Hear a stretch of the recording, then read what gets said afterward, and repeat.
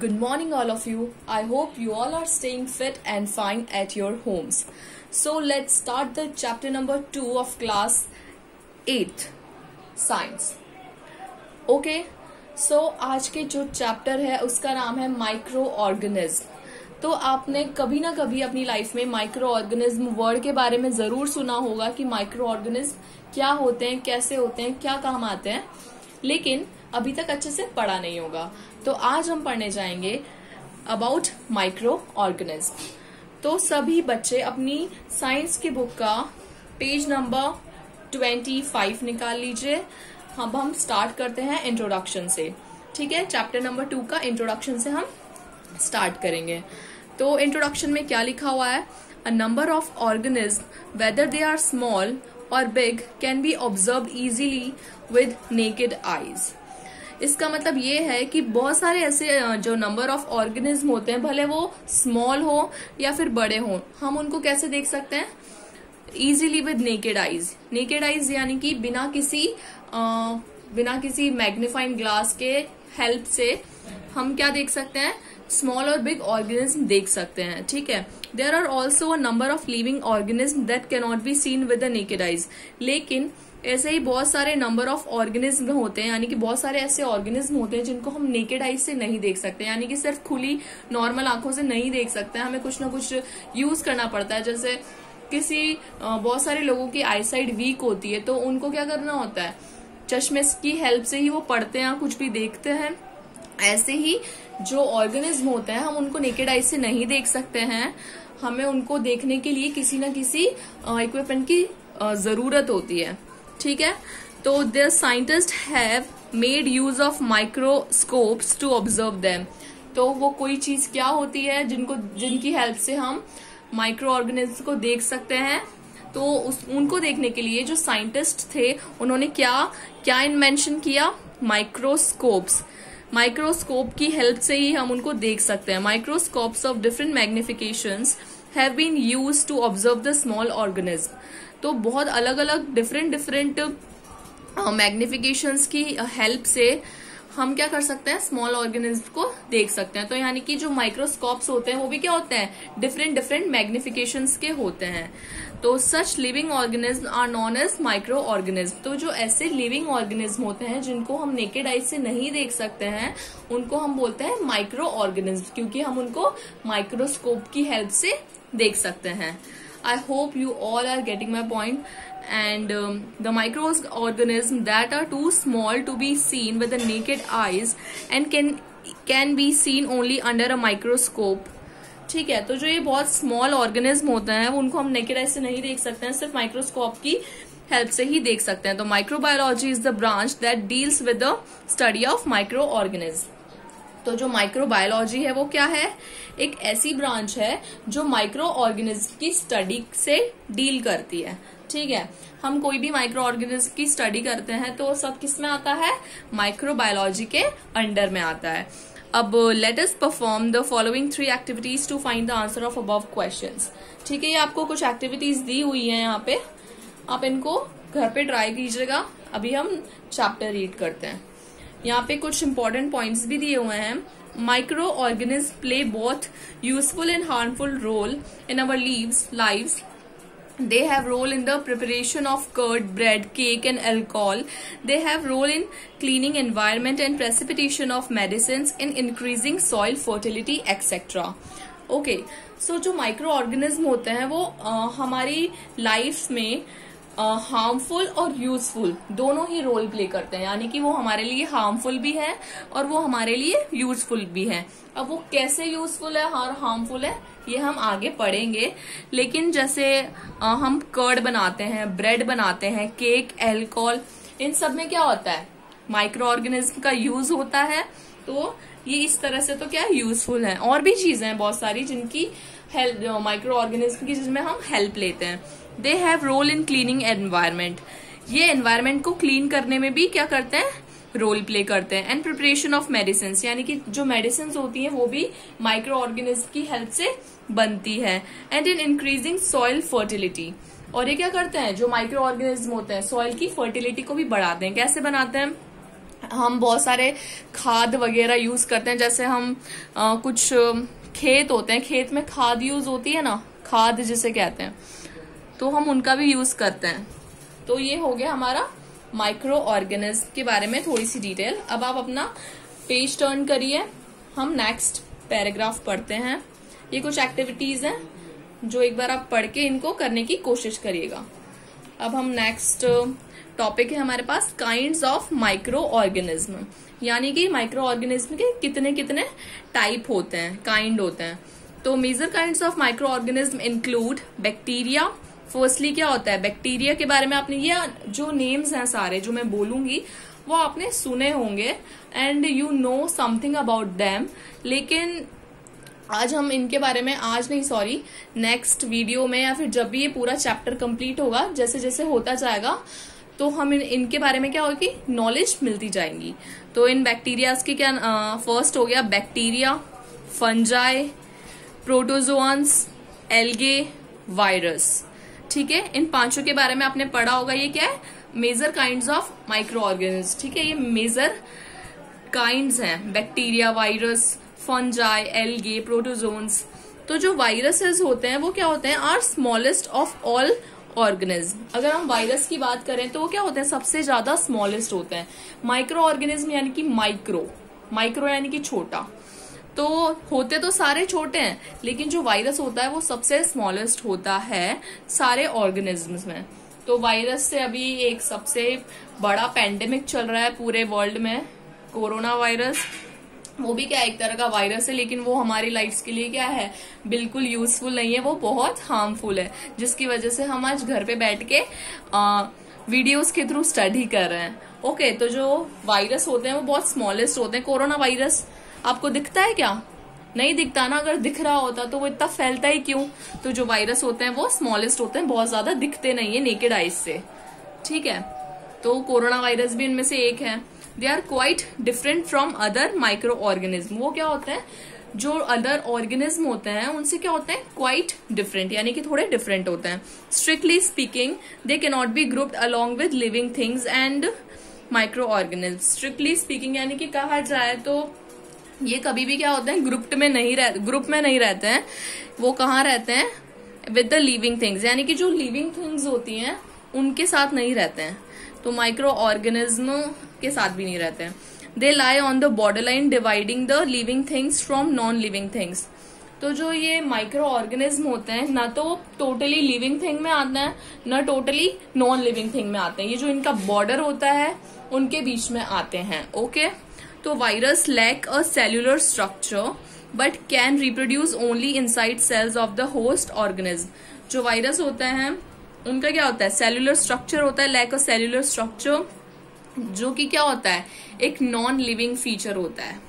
But can reproduce only inside cells of the host organism. लेकिन वो कहाँ reproduce हो सकते हैं, सिर्फ और सिर्फ inside the cells of the host organism, यानी कि जो लिविंग फीचर होता है ये एक तरह का ऑर्गेनिज्म के अंदर ही एक रिप्रोड्यूस हो सकते हैं।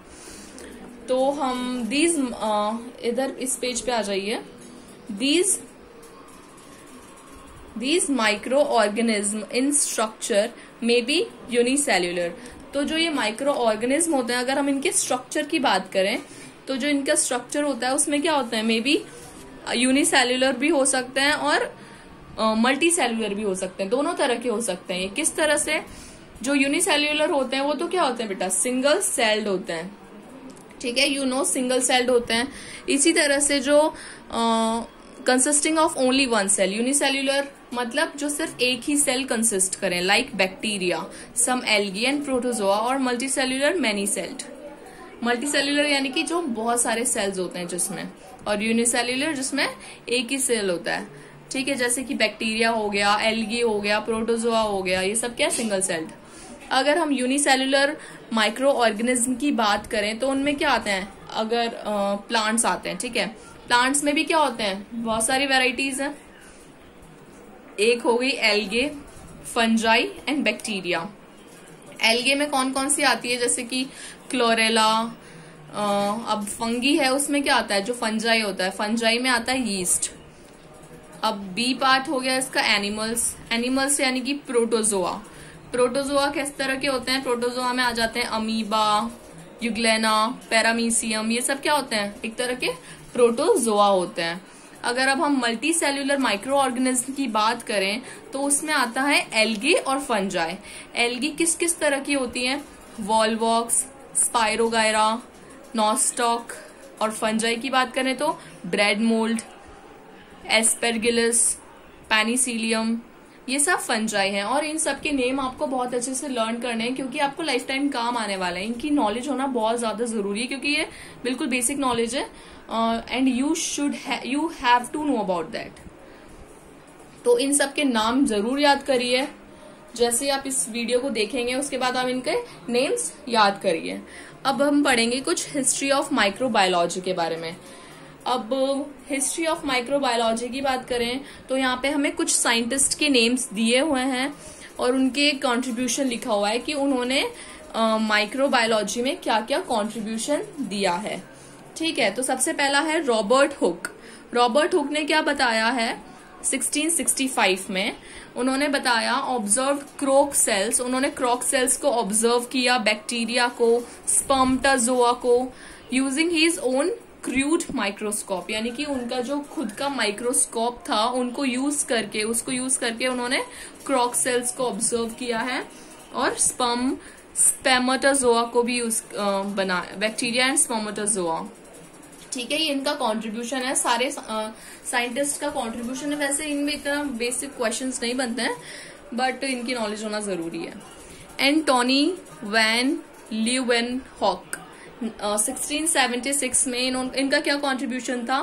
First to describe and sketch microbes. तो इनका तो बहुत बड़ा कंट्रीब्यूशन है, यानी कि इन्होंने क्या किया है, सबसे पहले ऐसे साइंटिस्ट थे जिन्होंने क्या किया, माइक्रोब्स का स्केच डिस्क्राइब किया, यानी कि माइक्रोब्स कैसे दिखते हैं। अभी हमें अगर हम माइक्रो ऑर्गेनिज्म के बारे में अगर हम गूगल पे डालेंगे तो हर तरह के माइक्रो ऑर्गेनिज्म की डिटेल हमें मिल जाएगी, लेकिन पहले ऐसा कुछ होता ही नहीं था। तो वो फर्स्ट थे डिस्क्राइब करने वाले स्केच ऑफ माइक्रोस्कोप्स। ठीक है, लुइस पास्चर, ये भी बहुत बड़े साइंटिस्ट है। तो इन्होंने 1857 से 59 के बीच में ये बताया कि डिस्कवर किया that fermentation is caused bye yeast. जो फर्मेंटेशन होता है ना, यीस्ट की वजह से होता है, यानी कि फंजाई की वजह से फर्मेंटेशन होता है। ये उन्होंने डिस्कवर किया एंड ये डिस्प्रूव किया the theory of spontaneous generation. और जो थ्योरी ऑफ स्पॉन्टेनियस जनरेशन है उसको भी उन्होंने क्या किया, डिस्प्रूव किया। रॉबर्ट कॉच, ये भी क्या है, एक साइंटिस्ट हैं और उन्होंने 1882 में क्या किया, give the germ theory of disease. उन्होंने क्या बताया, जर्म थ्योरी ऑफ डिजीज के बारे में बताया।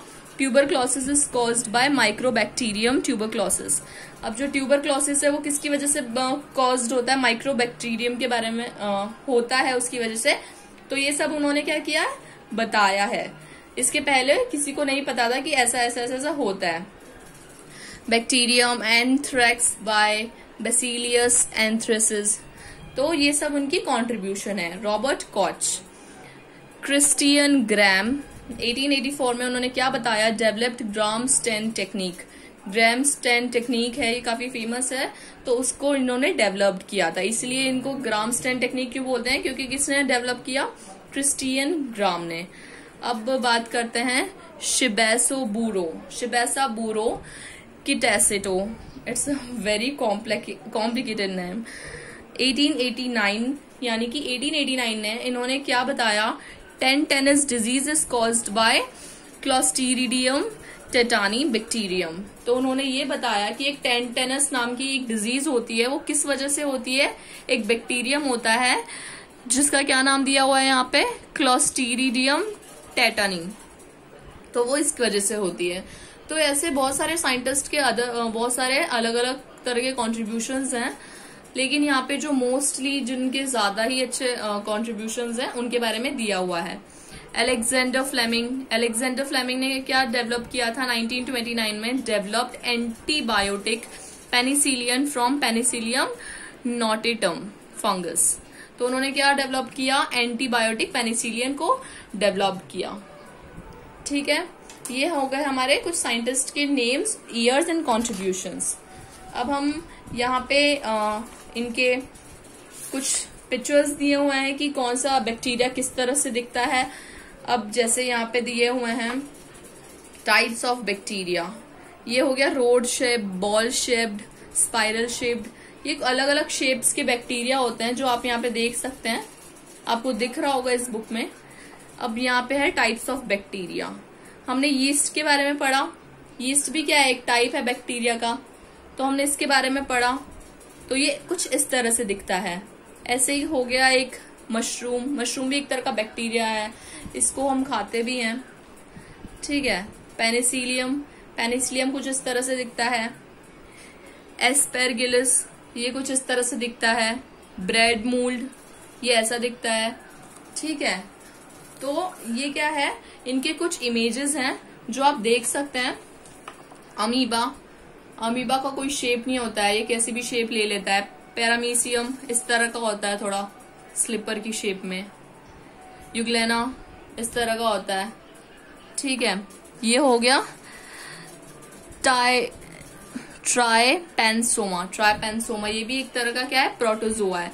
तो यहाँ पे दिया हुआ है डिफरेंट टाइप्स ऑफ फंजाई, ये क्या है, सारे फंजाई है, ठीक है। 2.2 ये सारे क्या दिया हुआ है, फंजाई हैं। और ये क्या है, टाइप्स ऑफ बैक्टीरिया, जो हमें ऊपर ही ऊपर दिए हुए थे, ये क्या थे, सारे road shaped, ball shaped, spiral shaped, ठीक है। ये रॉड की तरह है, ठीक है, ये रॉड शेप्ड बैक्टीरिया है। ये बॉल शेप्ड है, ये स्पाइरल शेप्ड है, स्पाइरल शेप, बॉल शेप, ये सब आपको पता है। तो ये कुछ इमेजेस हैं और आपको इनको देखने में काफी इंटरेस्ट भी आ रहा होगा, तो आप इनको एक बारी देखिए और आपको देखते ही थोड़ा थोड़ा याद हो जाएगा कि ये जो बैक्टीरिया है वो इस तरह का दिखता है। यहाँ पे भी हमें कुछ इमेजेस दी हुई हैं, ठीक है। ये किसकी है, टाइप्स ऑफ एल्गे, एल्गे की टाइप्स हैं, यानी कि इस तरह तरह के एल्गे होते हैं। वॉलवॉक्स, स्पाइरोगायरा, और क्या क्या पढ़ा था हमने, नॉस्टॉक, ऑसिलेटोरिया, फ्यूकस, ठीक है। इन सब के बारे में हमने पढ़ा था। इनकी जो इमेजेस है वो ऐसी दे रखी, इस तरह से दिखते हैं ये कुछ।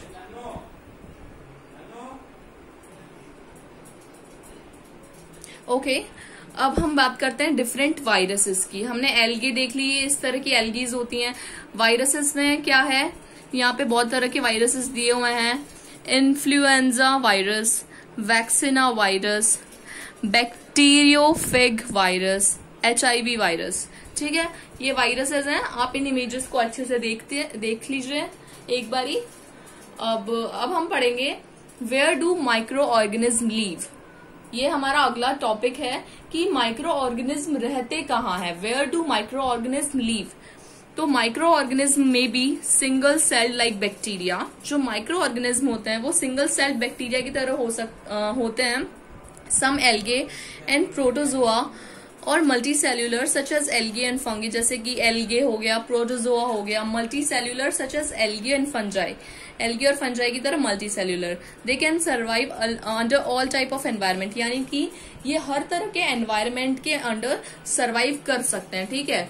जैसे कि ranging from ice cold climate to hot springs and deserts to harshly lands, यानी कि ये गर्मी में रह सकते हैं, सर्दी में रह सकते हैं, डेजर्ट में रह सकते हैं, ठीक है। They are also found inside the bodies of animals including humans, यानी कि ये जो एनिमल्स होते हैं उनकी बॉडी के अंदर भी पाए जाते हैं। बैक्टीरिया कहाँ कहाँ रह सकते हैं, सर्दी, गर्मी और डेजर्ट्स के अंदर भी रह सकते हैं। और ये बहुत सारे जो एनिमल्स होते हैं उनकी बॉडी के अंदर भी ये हमें मिलते हैं, और इंक्लूडिंग ह्यूमंस, यानी कि इंसान की बॉडी के अंदर भी माइक्रो ऑर्गेनिज्म पाए जाते हैं।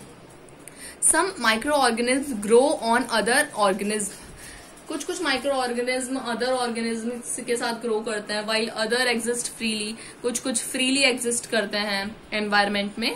दे are also found at the bottom of sea, ये कहाँ पाए जाते हैं, ये समुद्र के अंदर भी पाए जाते हैं, यानी कि आपको पता लग गया ये कहाँ कहाँ पाए जाते हैं, ठीक है। और भी बहुत सारी जगह कहीं भी पाए जाते हैं ये। Micro organism are also present in dead and decaying organic matter, यानी कि जो माइक्रो ऑर्गेनिज्म होते हैं वो सड़े हुए, मरे हुए, गले हुए कुछ ऑर्गेनिक मैटर होते हैं उनके अंदर भी प्रेजेंट होते हैं, ठीक है। जैसे कोई एनिमल हो गया, वो मर जाता है, उसके अंदर भी क्या होते हैं, माइक्रो ऑर्गेनिज्म प्रेजेंट हो सकते हैं। ठीक है, तो जो ये ऑर्गेनिज्म होते हैं वो क्या करते हैं, help in release of minerals to the soil after the death of living organism by decomposing them. तो वो क्या करते हैं, हेल्प करते हैं to release of minerals, minerals को सॉइल के अंदर रिलीज करने में हेल्प करते हैं आफ्टर द डेथ, मरने के बाद लिविंग ऑर्गेनिज्म की, एंड बाय डिकम्पोजिंग दैम, और उनको डिकम्पोज करते हैं। ठीक है, micro organism like amoeba can leave alone while others like bacterias and fungi में लीव इन द कॉलोनीज। कुछ माइक्रो ऑर्गेनिज्म जैसे कि जो अमीबा होता है वो अकेला भी पाया जाता है, लेकिन जो फंजाई होते हैं, बैक्टीरियाज फंजाई की तरह, वो कॉलोनीज में ही रहते हैं, यानी कि वो ग्रुप में ही पाए जाते हैं। The nose, throat, mouth and intestines of many animals and even human beings are inhabited by the number of micro organism. बहुत सारे जैसे गला, मुंह, इंटेस्टाइन, बहुत सारे जो एनिमल्स होते हैं, यहाँ तक कि जो ह्यूमन जो बीइंग्स होते हैं उनके अंदर भी क्या होते हैं, बहुत सारे नंबर ऑफ माइक्रो ऑर्गेनिज्म बसे हुए होते हैं। ठीक है, some micro organism however cause disease. तो कुछ कुछ जो माइक्रो ऑर्गेनिज्म होते हैं, बहुत सारे कुछ कुछ क्या, वो क्या कर सकते हैं, कॉजेज डिजीज, यानी कि उनसे बीमार भी हो सकते हैं। अब जो ये for example malaria is caused bye protozoan. Example जैसे मलेरिया होता है वो किस वजह से किस बैक्टीरिया की हेल्प से होता है, protozoan plasmodium which lives as a parasite in the blood of human beings. ये तो किसकी तरह रहते हैं, parasite in the blood of human beings, यानी कि जो अर्थवॉर्म जैसे होता है पैरासाइट, तो उसकी तरह जो हम इंसान होते हैं उनके ब्लड में ये रहते हैं। इस वजह से भी बहुत बार क्या हो जाता है, मलेरिया हो जाता है। तो बेटा आज के लिए इतना ही है, इस वीडियो को हम एंड करते हैं और इसका जो बाकी का बचा हुआ है हम नेक्स्ट वीडियो में पढ़ेंगे। So thank you, bye bye, good luck.